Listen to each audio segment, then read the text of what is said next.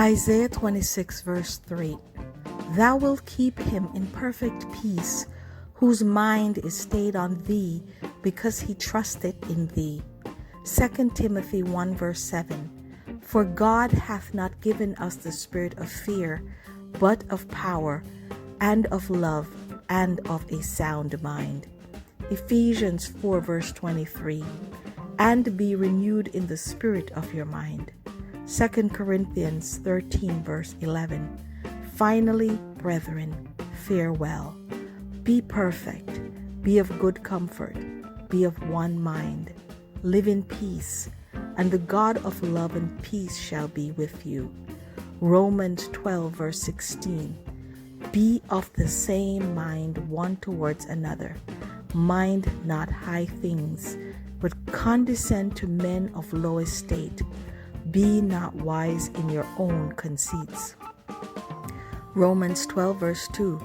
And be not conformed to this world, but be ye transformed by the renewing of your mind, that ye may prove what is that good and acceptable and perfect will of God. Matthew 22 verse 37. Jesus said unto him, Thou shalt love the Lord thy God with all thy heart, and with all thy soul, and with all thy mind. Proverbs 29 verse 11. A fool uttereth all his mind, but a wise man keepeth it till afterwards. Heavenly Father, thank you for creating us in your image. You made us with great love and care. Then you breathe your breath into us, making us living souls. We are alive because of you, and we appreciate this great gift of life we are blessed with. Examine our minds, purge and purify that which is not right.